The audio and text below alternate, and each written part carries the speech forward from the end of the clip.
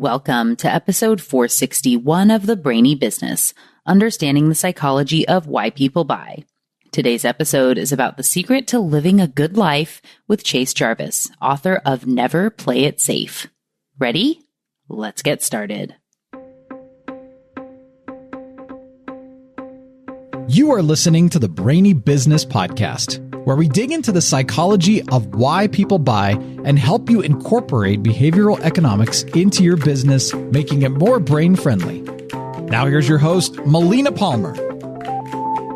Hello, everyone. My name is Melina Palmer, and I want to welcome you to the Brainy Business Podcast. What makes a good life? My guest today argues that we don't need gimmicky new life hacks or productivity gadgets. We already have everything we need. We just need to learn how to leverage it. Instead of striving for external validation, the key is to look inside and engage the essential tools already available to every single one of us. In our conversation today and Chase's new book, we examine the 7 essential tools, including attention, time, intuition, constraints, play, failure, and practice. And yes, if you're thinking, wait, failure is one of the keys to living a good life, I promise we'll get to that. And yes, it is. So who is Chase anyway? He is an award-winning artist, entrepreneur, best-selling author, and one of the most influential photographers of the past 20 years. As a lifelong creative pioneer, he's crafted campaigns for Apple, Nike, and over 100 other iconic brands.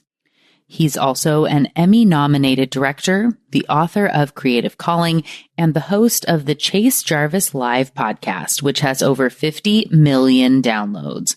Previously, he was founder and CEO of Creative Life, which boasted more than $100 million in revenue and a public company acquisition track record.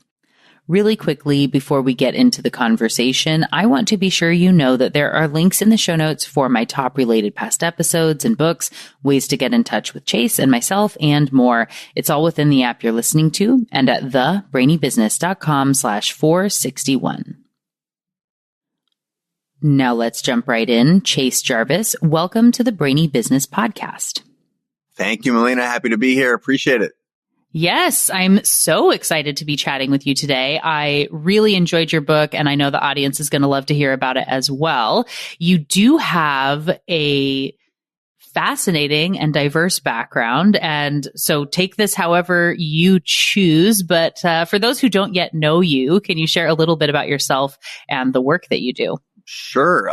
Lifelong artist and entrepreneur.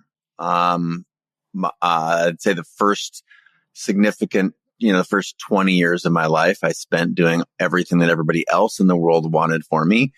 These are people that cared a lot about me, my parents, friends, career counselors, teachers, mentors.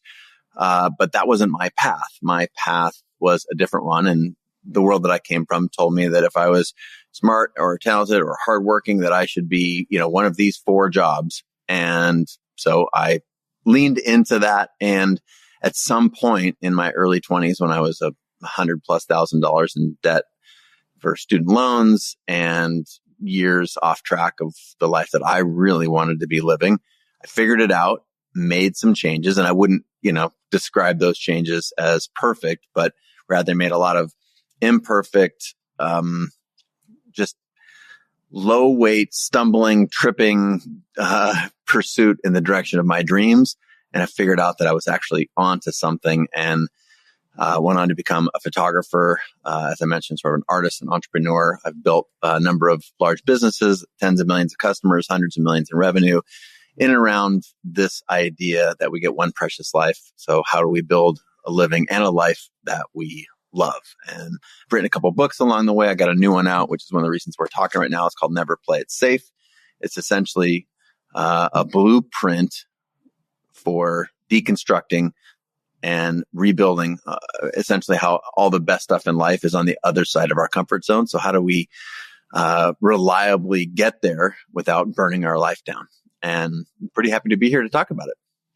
Yes, I'm so excited to have you, as I've already said. And I really love the that journey of discovery that comes with, and where you're saying too, is like, you were really successful, doing the things that people say you should do, but then to say, but it's not for me, and being able to, when you can align with what is your real passion and focus, finding something that's even better than what others could have dreamed or you could have dreamed for yourself, I think is always. And I sort of, in that description, I sort of blamed it on the world. But what I found since then is, so the world does its part. It says you should be like this, walk like this, talk like this, look like this, act like this, dress like this, etc. Be this in the world professionally. But we really do the dirty work on ourselves, because we let the world, honestly, we give up on our dreams based on listening to people who have already given up on theirs. So this is about a reframing. And it was for me. And there's not some like, it was dark one day and then it was light the next day. It was a series of discoveries and 2 steps forward, 1 step back. And I've come to find out that that's the system working for us, rather than happening to us. And so I've set out to build a life like that for me. And in the process, I've, shared my journey with millions of other people around the world. And turns out there's something there, which has been fun. It's been really fun to uncover that. Yeah, absolutely. I really love that you share at the beginning of the book, talking about, as you kind of dig deep and look back to the source of the moment or the person that kind of first taught you that the way you wanted to be was wrong, maybe, right? So, and knowing that was a moment in 2nd grade, I believe. So, what I think is so important too, is to know that those offhanded comments, the words that we think shouldn't be that big of a deal, whether it's for a subordinate new employee or our kids, or if you're a teacher, any of these aspects, to know like it is shaping so much for that person that you don't necessarily realize. So to know that your own words have a lot of power and can change the course of another person's entire life for better or for worse, I think is really a key lesson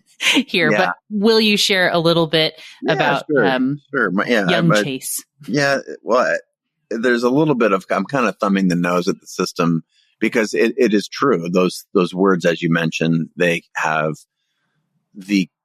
not always, but they have the capacity to shape a life. And the reason I shared this story about my 2nd grade, I made my first film in the summer between 1st grade and 2nd grade. We washed cars to earn enough money to rent a camera and buy 8mm film. And we wrote a little script out, and we paid my friend's brother $1 to shoot the film. And we made this little film. We screened it in my friend's basement, and it was profitable, right? We made more money in the creating and the screening of this film than we spent. And it was my first little entrepreneurial business thing. And I was like, wow, this is cool being, you can make money doing whatever you love. Then I rolled into 2nd grade feeling pretty good about myself. I had a magic routine. I had a stand-up comedy routine, and I was publishing a weekly comic strip that I would write up, have my mom, who had access to a photocopier at work, she would go photocopy some of these things, and I would hand them out for exactly the price of milk in the lunchroom. And my teacher got wind of it. And without going too far into the weeds, there was a parent-teacher conference, and it was billed sort of as a family evening, but it was really a parent-teacher conference. And they were serving ice cream in the gymnasium, which turned out to be very close to my classroom. And I stumbled into my parents and my teacher talking, and my teacher essentially said, hey, Chase is not really that creative. He's way better at sports than he is at art. So we got to make sure he's not doing all these things that are distractions, and we need to get him, in school. And I was good at school. I was getting good grades and whatnot, but we need to turn off all this other sort of extra stuff. And he should basically do the school path, which was, study and whatever the sports were that the school was offering. And, a lot of people, when they say, oh, Chase wasn't good at, wasn't creative and he should stick to sports, a lot of people say, oh, poor 2nd grade little Chase. And the irony, though, as you sort of indicated earlier, the 2nd grader, the kid just wants to be accepted, wants to fit in. We're social animals. And so I basically just did exactly what Miss Kelly, I overheard that, didn't tell anybody, dropped all my creative stuff, started focusing on sports in school. And the irony, the sad irony is, as you also pointed out, is it worked. It was fine. But I had this sort of underlying nagging feeling that I had betrayed myself and that I was missing something. And the irony is that whether that's second grade Chase or, 33-year-old you who are listening to this right now, it doesn't matter, where we are when we discover this. But the reality is that the world will have us believe a set of things about ourselves and will coach us in a direction that isn't necessarily always best for us or most aligned with our true self or our passions or interests or who we really are. So again, whether it's second grade Chase figuring this out or you right now, the cool thing is it's never too late, like literally never. And it took me another, decade plus, multiple hundreds of thousands of dollars in student debt, years off track before I realized it. And even then, I feel like I caught it in the nick of time. And right then and there, what is the saying? The best time to plant a tree was 20 years ago. The second best time is today. Well, similarly, it doesn't matter, how you got to where you are right now. There's always a chance for you to move in the direction of your dreams, like starting now. So what if we had a blueprint? That's why I wrote the book. I love it. And I was thinking, you have so many good quotes throughout the book, and I am going to poorly paraphrase. It's full of one-liners. Yeah, for sure. Yeah. So in my bad paraphrasing of this and totally forgetting who apparently said it, but that you have, our books are made of, our lives are separated into two books. The first one is everything until the moment you realize you need to change and there's kind of a new life, right? And then it goes kind of from there. And so I think that, that could be any day or moment that it's time to make a change. And you can, the good news is, and you talk a lot about how, the past is gone and the future will never get here. And so gotta live for the moment you're in. So any moment can be that new book, right? That new direction of what you want it to be. And I also have to say, I love that you said in the book that you won, I think, the typical senior award. Oh my gosh. That's the most horrible award you could ever win. It's called essentially it's the cliche award, right? I was the captain of the football team. I dated a cheerleader. It was just all of those and any sort of, attribute that you could stack under that heading is horrible. You're average. You're literally average in everything in every way. You are the average. And it occurred to me that wasn't good at the time. It was couched as good or fine, but I knew that something was off. And in many ways, I wouldn't say that moment was the beginning of the discovery. It was really my grandfather dropped dead of a heart attack on his garage floor. And I was given two things. I was given his watch and his camera. And it was really his camera and my realization right before my college graduation that maybe this is an invitation from the universe to sort of get back into that creative part that I really enjoyed as a kid, but I'd been talked out of. My hope is that, and I was close with my grandfather, so it was difficult in lots of ways. And it's my hope that while, big life events and difficult moments and traumas and whatnot, they can be very useful. There was another big shift in my life when I almost died in an avalanche. But what if we didn't need these massive reckoning moments in order to realize that we wanted to make a change in not just what we're doing, but who we are?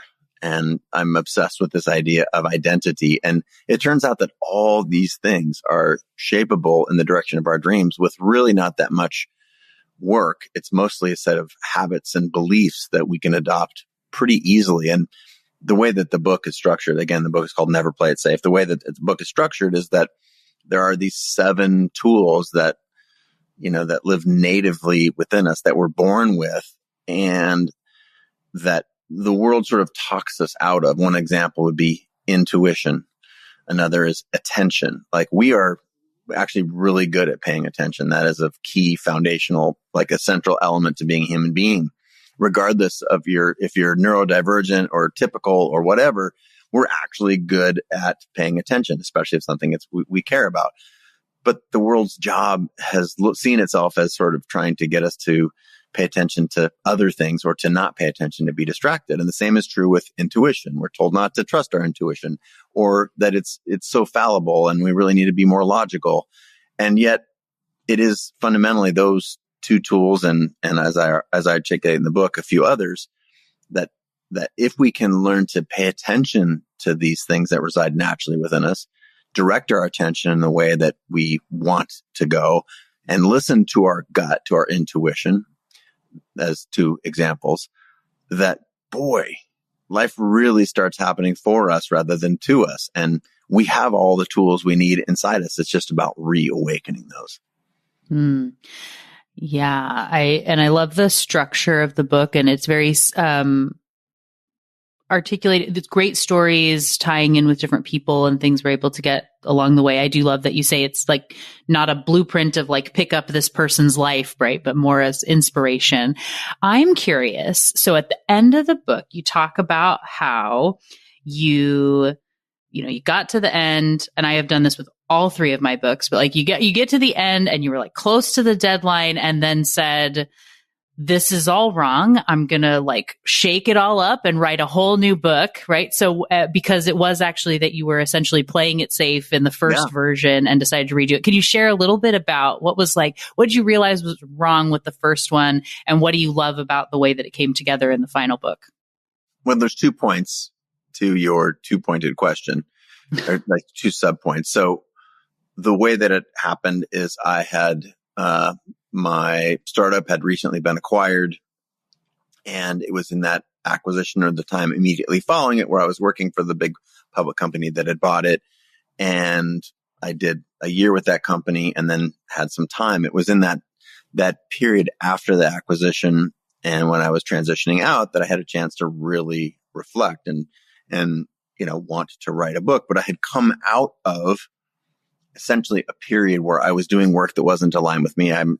As I mentioned, I'm a lifelong artist and entrepreneur, not a public company executive. And yet that was part of the deal. It was work I needed to do in order to get the company acquired and all of the other things and support the shareholders and the investors and whatnot.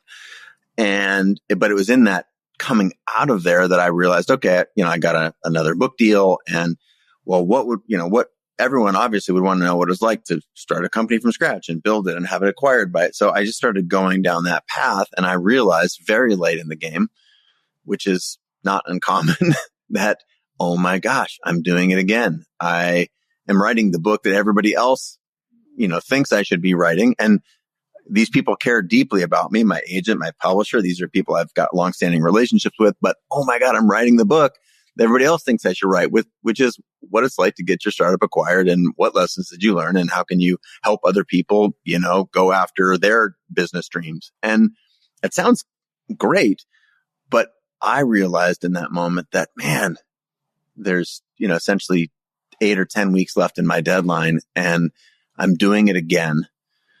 What have I learned every time I stopped betraying myself, or every time I became aware that I was living the prescription that, culture or the world had for me rather than my own true desires?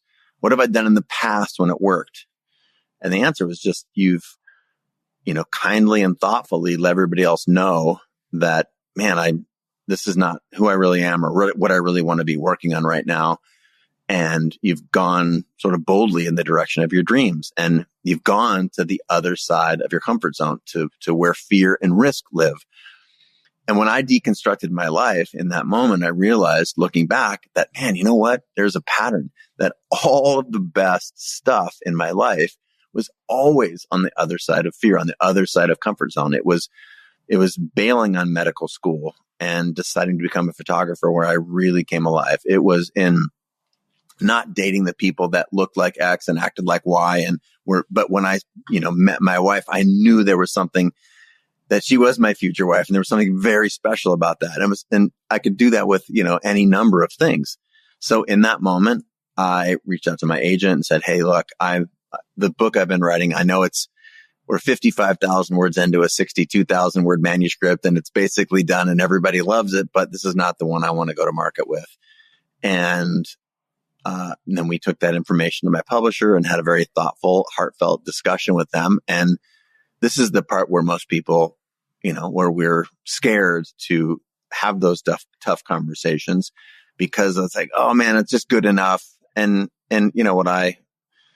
what I subscribe to or suggest is that it's really in having those difficult discussions when you are aware that you're betraying yourself in either a tiny or a massive way, that you show up for yourself, as I miraculously did after, again, ignoring myself for a really long time. And I've got a vision for a book that I want to write. I think I can put it together in the next, 8 or 10 weeks. And I did. And I put a picture of my wife on one corner of my monitor and a note that said, don't play it safe on the other corner of my monitor. And I just wrote about the things that were most important to me, not about the things that were going to make a nice, tidy, well-selling business book.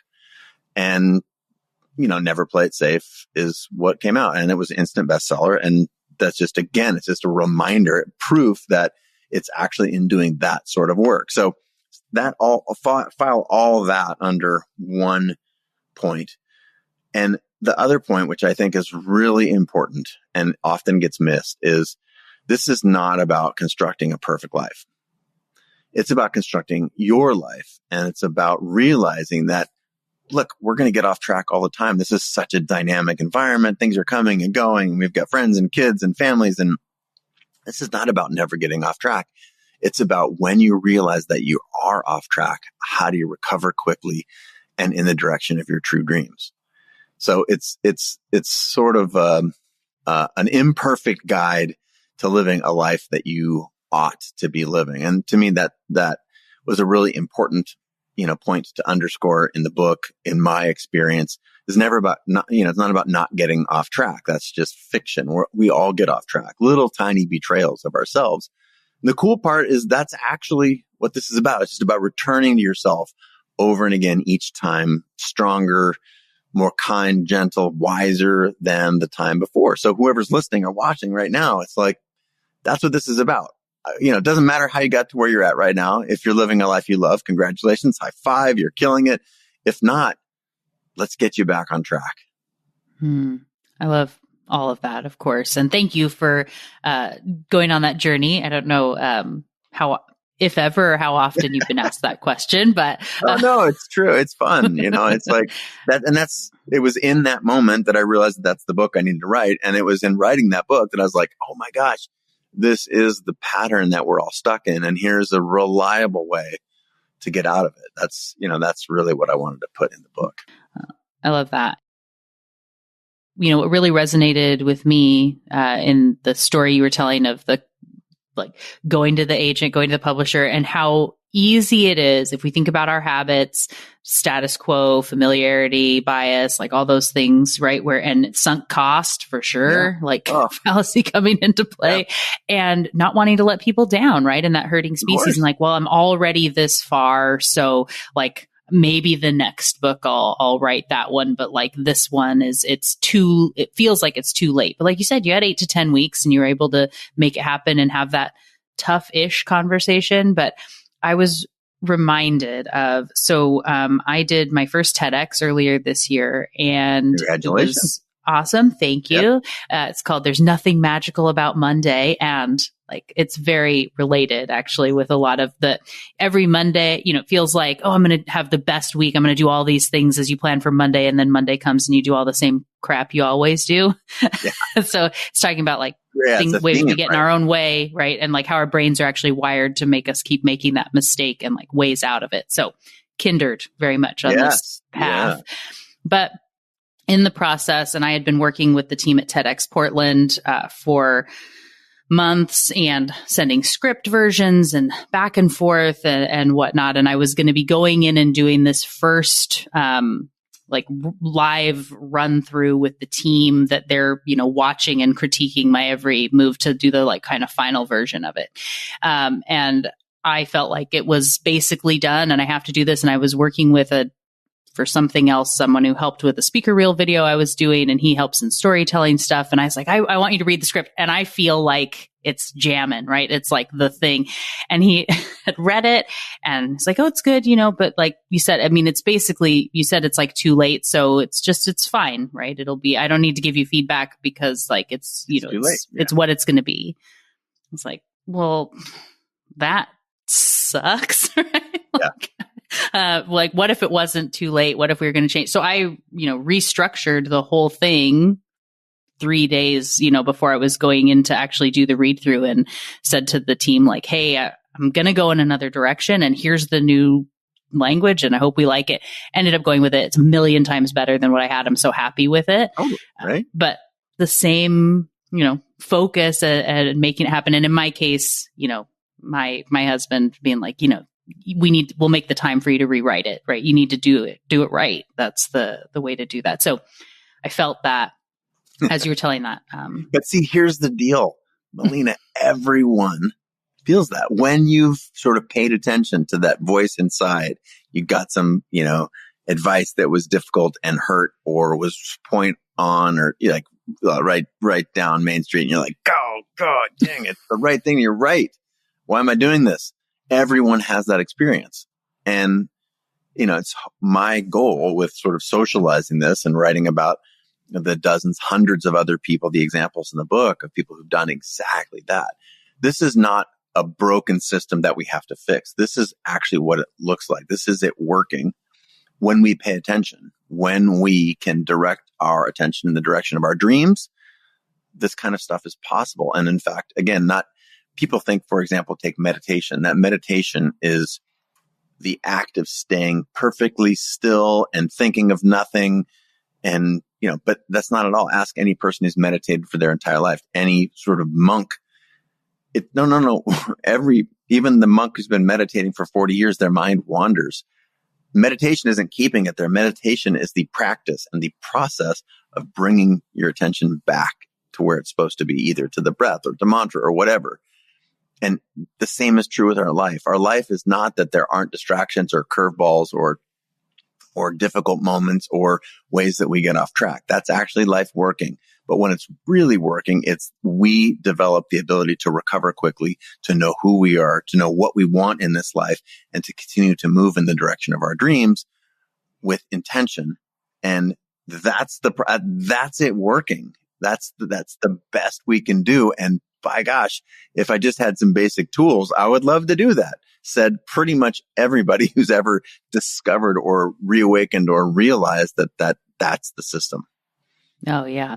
And I think too, just in knowing that, in a world where we're making thousands of decisions every day, you can't change every single one of them. You need to be in that, way it's always been done, standard habit stuff most of the time. But if you are paying enough attention and you are thoughtful about the time that you have and what matters to you, any moment could be the moment that you want to make a little change. And then what's the next one going to be, right? It doesn't have to be everything, but if it's the right ones, then it just is always a little better version of that. Yeah. I like to think of, I mentor and I have a coaching business, high-end sort of coaching business where I help entrepreneurs and solopreneurs sort of move in the direction of their dreams, as I talked about. And a lot of these, there are goals that are, life, business, financial, etc. And there's a really thing that's mappable from that world back to this world that we're talking about, sort of this world of who do we want to be or become. It's sort of like there's a different mode. Working in the business is doing the tasks and doing the stuff, versus working on the business is like what's working about this business and what's not working. And you can, lift and stamp that onto life. Well, we all have to, go buy some groceries, and, if you've got kids, drop the kids off or pick them up. Or if you've got a boss, then you do what your boss says, or, whatever. Or if you've got your own business, then do a bunch of tasks that make the money come in. That's working in the business. Working on the business or working on our life is cool. We've all got to do this stuff, but what do I really want? and how could I change such that I can get closer to those things? And it turns out that it's very, very doable, but there's sort of two things. One, the awareness that we're off track, which is sometimes a difficult conversation. And then two, a set of, actions and behaviors, to use the language that you use in your community, to support those. Yeah. Yeah, absolutely. Well, as we kind of transition into, so the book has these, 7 levers. You talked a little bit already about, intuition, and, some about kind of attention and whatnot. Do you want to maybe give a little bit about each of those, 7 levers, just to help people to know kind of what those areas of focus are? Sure. Yeah. And again, these levers, these are tools. I chose the word lever because I like the concept of leverage. Like leverage in finance can be good or bad. Someone has leverage or does not have leverage. But if we think about the essence of what a lever is, it's something that you want to put minimal work in and get maximum output. So it's really a good, smart, refined thing. It's like getting leverage, is using a powerful tool in a smart way. But these 7 tools, I mentioned attention, we mentioned intuition, a few others. One that is very, again, a lot of these are counterintuitive. So one that's, I think, very counterintuitive is constraints. And when we think of constraints, even the word has sort of a negative connotation. It's like they're to keep us down. But what if I told you that, everything that you know about constraints is wrong, and that constraints are actually some of the most freeing things? Instead of meant to keep you down, they're actually meant to show you the path. So in art, it's really easy to articulate this concept. For example, if I'm sitting there and you're staring at a blank page, you're an author, or you're a painter and you're staring at a blank canvas. What do I paint? I could literally paint anything in the world. Oh my gosh. Or as a writer, the blank page, I can literally write about anything. But if you're a writer, or we'll take a painter, for example, and I told you, you have to paint something, you have to paint it in under 10 minutes. It has to be red, it has to have a hat, and it has to, do these 3 things. Immediately, these are constraints that if you look at them in a way of like, oh man, someone's giving me constraints, I have to paint a red painting in 10 minutes, versus, oh my gosh, I know, I'm 85% of the way there on what I need to do. The same thing is true in that sort of painting example with everything in life. Oh, I don't have enough money. I don't have enough time. I don't have, the freedom between the hours of 9 and 5, or I have, these financial constraints. Awesome. That's like really helpful, because what can you do outside of all of those constraints or within them to move in the direction of your dreams? Do that. Start there. So it turns out that constraints are so helpful. And it's that sort of counterintuitivity that I feel like is true with all of the levers in the book, or all of these tools. And, we've talked about attention. The irony is that our culture thinks it's getting attention is the best stuff. That's how your business stands out. That's how you find a mate or get the job that you want or whatever. But to me, it's actually just the opposite. It's in a world where we're taught to get attention. What if we really learned to pay attention? To pay attention to the person in front of us, to pay attention to what we really want, to direct our attention, not in service of the attention grabbing machines that are our phones and are all of the other distraction machines out there in the world. But what if we could focus on what we really want? That's the way I thought about each of these levers. And the cool part is when I deconstructed my life, when it was working for me or happening to me, and the lives of many of the most successful, creative, talented, interesting people, and ordinary people who'd lived extraordinary lives, these 7 tools just kept coming up, right? The ability to direct our attention, the ability to listen and trust our intuition. That's actual knowledge. The science is getting clearer by the day that, that rational thought, which we attribute a lot to, it's been great, but helped us develop tools and build our society or build culture. But it turns out it's kind of slow and fumbling and prone to error and misunderstanding in a way that actually our intuition might be actually stronger and much more powerful, because it's got a wider base of drawing. That we can only manage of the billion data points we get every minute. We can only, draw on a handful.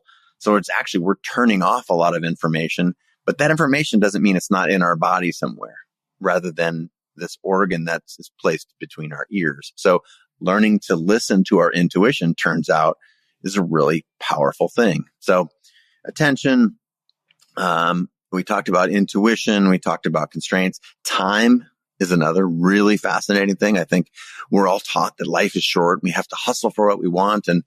And I don't disagree that we could all get hit by a bus tomorrow. But what if I told you that life is long? And what if we realized that the thought that life is short keeps us running around with our head like a chicken with our head cut off, especially, when we're trying to graduate college and go on and get a job. And, what if we could, by contrast, relax a little bit, explore, play, goof off? It's in that sort of play that we realize what we love. And if we do things we love, boy, we end up being really good at them. And time is suddenly working for us. We've all had that experience of flow, right? Where you get 5 times more work done in an hour than you ever thought was possible because you were so engrossed in it and so effective. Or by contrast, when you're doing the meaningless work that other people want you to be doing because it's your job and you have to check this box over and over and over again, how slow and painful time feels. And yet the experience of doing what you love, time flying and being completely immersed and alive, that's just a very, very powerful and enriching feeling. So the people who have lived these lives that we love, we've all had this experience, like that's available to us all the time. So why would we ignore it, as an example with time? So I've got attention, time, intuition. We've talked about constraints, we've talked about, which are really, again, super powerful. I mentioned just a second ago, play, that's our natural state, right? Like naturally playful, creative, jovial beings. That's the status of a human being. And yet the world trains that out of us, right? We've got to work before we play. And, just that whether it's this, this Puritan work ethic or I'm not saying it's a horrible thing to accomplish stuff. And yet it turns out if we are playful in doing it, or if we can make the choice of being playful, we don't have to be suffering. Doing laundry can be fun and joyful. It's very much about the attitude that we bring to that, and by extension to anything. The 2 other remaining levers that we talk about in the book are failure and practice. Failure being when we set out to try something or, to succeed at something and we don't hit our objective. The funny thing about failure is that it is absolutely required to do anything, like literally anything. If you set an intention, you're not going to be good at it the first time. And it's going to take you repeating it like over and over and over. Not one person, if there's any parents in the audience, if you have an able-bodied child, after the 112th time that your child was trying to walk and stumbled, none of you, 0% of the people who are listening or watching said, I guess my kid's not a walker. No one did. It's absurd, right? And yet we're so easy to say that about ourselves and others in the direction of our dreams on any vector. If you've tried something 50 times and it didn't work, you're like, guess I'm not good at that, or guess I'm fill in the blank. We're happy to label that. But we know that's not true. We know that, there's a lot of research that shows that every winner started as a loser in every capacity. So failure is a big tool. And then, of course, I mentioned it a few times in there, and we have to practice. You can't expect to be good at anything without practicing it. So if we are our practices, or by extension, our habits, we are what we do every day, we can control those. What if we actually set a plan in place, not some rigorous 20-step action plan, doesn't require you to move to France or get a different set of friends? What if we just set up a few basic frameworks to practice what we want to be or become? Turns out that that's real powerful. Oh, yes. I love it. And I love that throughout the book. And thank you for walking through each of those 7 levers a little bit. Of course, for everyone, as they go and get the book, as they should, and they're going to be reading even more and great examples throughout, they all, hearing you talk about them, I'm also hearing they build on each other in such a clear way, right? Yeah. And so you say, okay, so we practice the fundamentals. You had great examples of, musician and an architect, and I forget the third one, but that it's, going back to, it's not that you have to be doing the hardest thing, but like going back and practicing those fundamentals and finding the love in the details. And I did really enjoy the laundry example. My husband absolutely hates doing the laundry. And, we find the balance, right? Where like, cleaning the bathroom's not my jam. I would always rather do the laundry, and I can find some fun in that repetition. Sure. And so, you can divide and conquer. Yeah. And the point of that story is like, you really can, if you go in with the intention of like, I'm going to love this. What would it be like to love laundry? And I walk you through an experiment where you look at the machine that dries your clothes and you're like, oh my gosh, I am so grateful for you. There is a machine who I put wet clothes in there and it magically makes them dry. And I don't have to walk outside and hang them on a line and hope that the wind is going to blow and that the weather is going to be good to keep them, get them dry. And then, oh my gosh, when you open that, the smell that comes out and the warmth, that feels so nice. And then you look at all the colors and you touch them and they're warm. Like, you can do that literally with anything. Lying on the beach without a towel in the gritty sand, you can actually decide to love that. Now, the point isn't actually about loving laundry or actually loving, laying on sand without a beach towel. It's that we can apply that by choice to a lot of areas of our lives where we feel like we're victims or we feel like it's difficult or challenging. And boy, if we make some changes in how we approach different aspects to life, again, scientifically proven, practice-based systems that, man, it turns out that this stuff is really, really powerful. Let's do more of that. Yes. And even, paying attention to the thing you're doing with the laundry, right? It's again building on all those practices and how it makes the time shift in a great way, right? So even something as simple as laundry is a great example for everyone here. And just imagine all the possibilities within your life, right, listener, as you're thinking about this. And you will build on that when you get the book. So Chase, thank you so much for joining me today. For everyone who's so excited to learn more and to follow you, we'll of course have links in the show notes, but what's the best place for them to go? Never Play It Safe is the book. I appreciate you picking up a copy. I'm at Chase Jarvis, essentially everywhere on the internet, whether that's YouTube or Instagram. I've built a community that is interested in this kind of stuff, growing and changing, becoming the best version of ourselves. You're welcome to join. There's all sorts of ways to engage. And yeah, I'm just Chase Jarvis out there on the internet. I hope to cross paths with many of you. Awesome. Well, thank you again for joining me. It's been delightful to chat with you today. Awesome. Until next time. Thank you again to Chase Jarvis for joining me on the show today. What got your brain buzzing in today's conversation? For me, I can't help but be drawn to these examples where someone else saying something that might seem like an offhanded comment to them can have such a massive impact on the other person. In a couple of weeks, I will have Adam Galinsky coming on the show to discuss his new book, Inspire. And in it, we talk about the leadership amplification effect.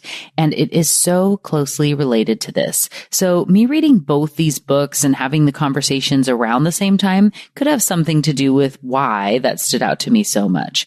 But the key point there is not to live your life for someone else or what you think they want or mean or whatever else. There's so much opportunity these days for people to craft really amazing lives. I'm always in awe of the different YouTube channels and TikTok accounts and whatever else that's out there today. Truly, if you have a passion for it and are dedicated, you can turn absolutely anything into a job if you want. It's really amazing, isn't it? So you don't need to play it safe and do what others have done. Do what makes you happy.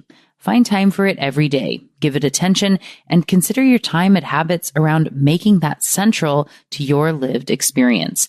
Your life can be whatever you want it to be, which is so cool. One other thing I want to draw attention to that I think is so key from this book are the ideas around constraints and how they help you to be more creative. Putting something in a box can actually give you so much more opportunity to do big things and think differently. That's a really cool concept. So give yourself some constraints as you plan that next project or as you look forward on your goals for this year and see how creative you can get by constraining yourself.